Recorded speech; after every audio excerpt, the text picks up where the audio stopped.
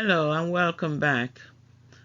This is Module 2, The Healing Process, Lesson 6, Parenting and Co-Parenting Issues. Co-parenting can be tricky for the partners, especially if one partner is unnecessarily difficult and not cooperative. Navigating co-parenting issues effectively after a divorce requires a combination of communication skills, emotional intelligence, and a commitment to prioritizing the well-being of the children involved. So, how do you manage this situation, especially if you have a difficult partner or ex to deal with? Let's look at my detailed guide to help you navigate co-parenting successfully. First thing is to maintain politeness in your children's presence. Remind your ex that you two need to be civil in the presence of your children. After all, your breakup is not their fault, so you should both save the kids the trauma of seeing both of you being nasty to each other. Learn how to be functionally friendly with your ex and partner, if there is one. Being functionally friendly means that while you and your ex are with your children, the two of you need to be friendly at the surface. Be polite and kind to each other without bringing up the issues that got the two of you divorced. Be friendly so your children can have the confidence to show you both off as their parents to their mates. This is hugely important for your kids because it will help them maintain the pride, if you like, with their mates. Any ugly scenes between you two in public will vastly damage your children's self-esteem and self-confidence. So as much as possible, try and be friendly when you're together with your children at any event, maybe school visits or parents' day or whatever that's happening, especially in schools where children have their peers looking at them and wondering what's going on. So try and be friendly. It won't hurt. Number 3, do not narrate the details of your quarrels with your ex to your children. I know this is difficult because somehow when you're struggling with your pain, you want to talk to someone. But your children must be spared the pain of hearing how nasty you think their dad or their mom is because of all the nasty things they have done to you. The children should not be made to take sides. Let them enjoy their childhood. Instead, change the subject and talk about your child's progress in school or his new friends, the homework they have to do, and so on and so forth. Anything to take your mind off your ex. Establish clear communication channels.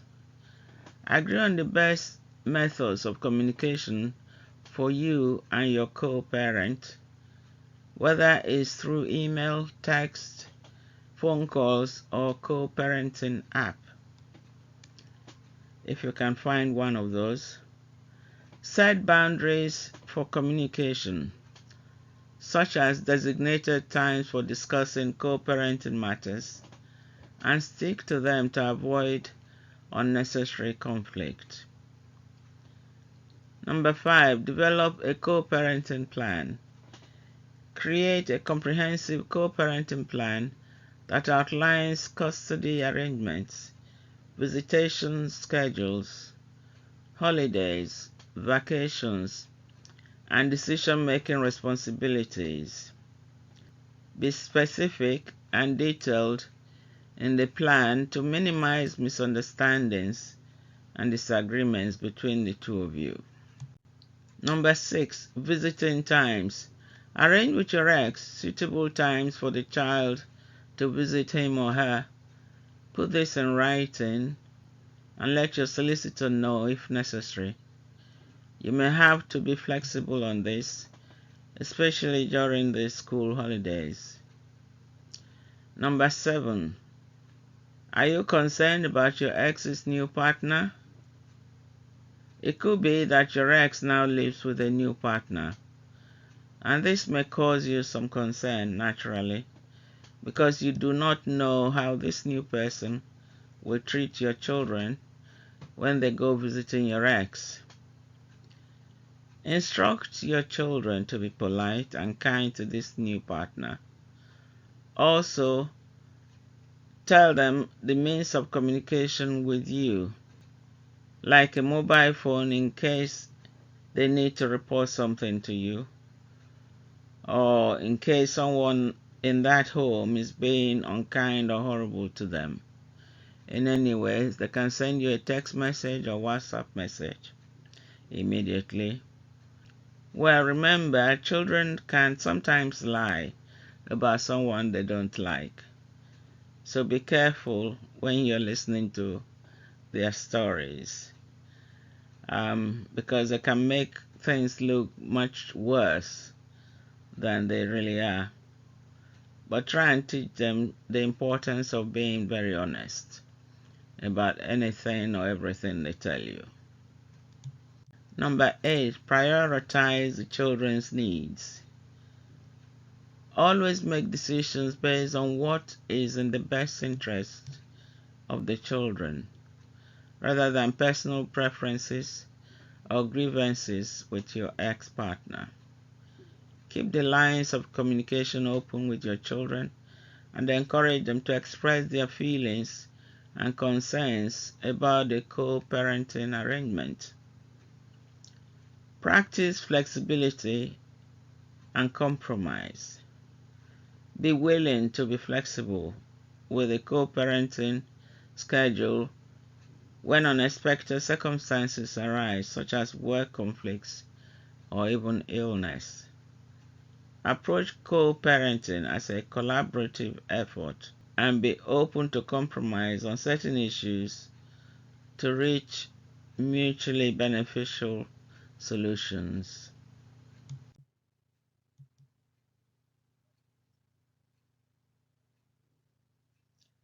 Number 10, respect each other's roles as parents. Acknowledge and respect the importance of both parents in the children's lives, regardless of any differences or conflicts between you and your ex. Avoid criticizing or undermining your co-parents' parenting decisions and encourage a positive relationship between your children and their other parent. It's often very easy to criticize your partner or your ex because you just don't like them, and so everything they do will not be right.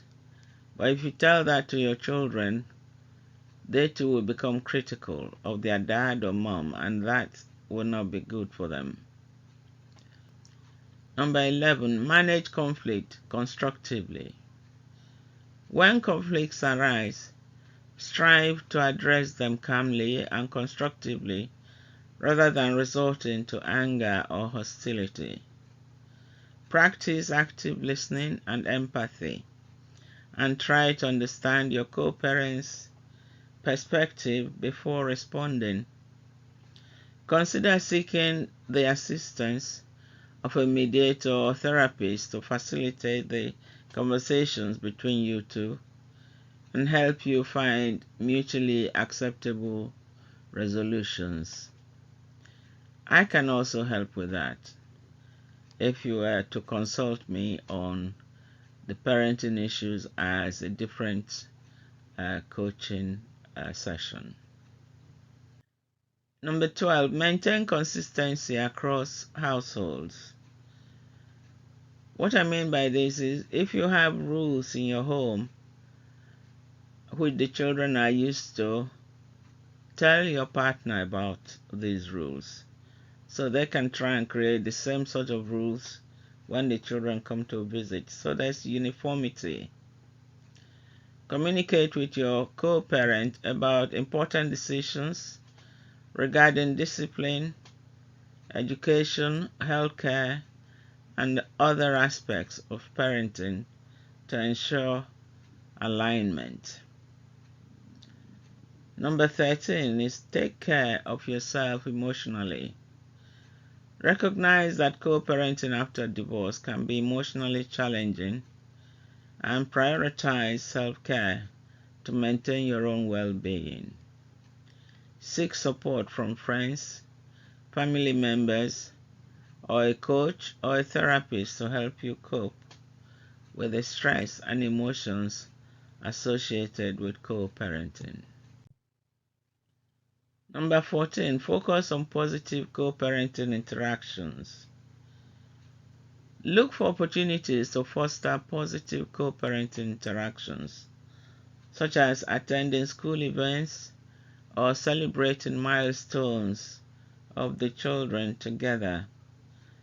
Express appreciation for your co-parents' efforts and contributions to the children's upbringing, and strive to maintain a respectful and cooperative relationship. I know it's not easy, especially if you have an ex-partner who is very quarrelsome. But because of your children, you need to make the effort to remain civil and nice when you're together. Number 15, stay committed to continuous improvement. So be willing to reassess and adjust your co-parenting approach as needed in order to address evolving needs and circumstances. So continuously seek opportunities for personal growth and development as a co-parent, and remain committed to creating a supportive and nurturing environment for your children. This is hugely important because kids need to feel secure in the presence of their parents.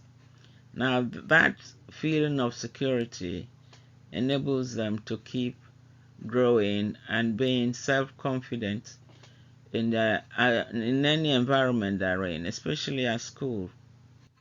Okay, to conclude this section, by following these guidelines that I've just outlined on co-parenting and how to approach it with patience, understanding, and a focus on the children's well-being, you can navigate co-parenting issues effectively after a divorce. This will lay the foundation for a positive and healthy co-parenting relationship between you and your ex. It will also ensure that your children are given the opportunity to develop positively. So here are the assignments for Lesson 6. What are your main concerns about co-parenting? Have you discussed these with your ex? And which of the co-parenting strategies do you need to practice more of? Write these down in your journal as action plans to work on so you can improve your skills. Now, number 3, remember to apply gratitude for having your ex to help you care for your children. A grateful heart opens doors to more love and blessings.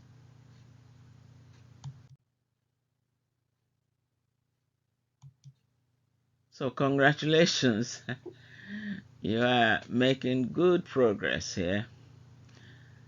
Make sure to keep practicing your co-parenting and parenting skills for your children's sake and for their benefits. Also for your own peace of mind. I know nothing is easy, but if you make up your mind to succeed at parenting and co-parenting, you will find that it's not as difficult as you think. You may have to become the one person who is broader in your mind and who is more mature in this whole thing.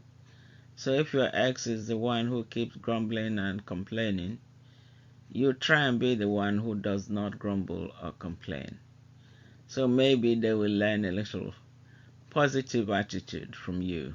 Okay? Okay. Well, thanks for being here now, and I'll see you in the next lesson.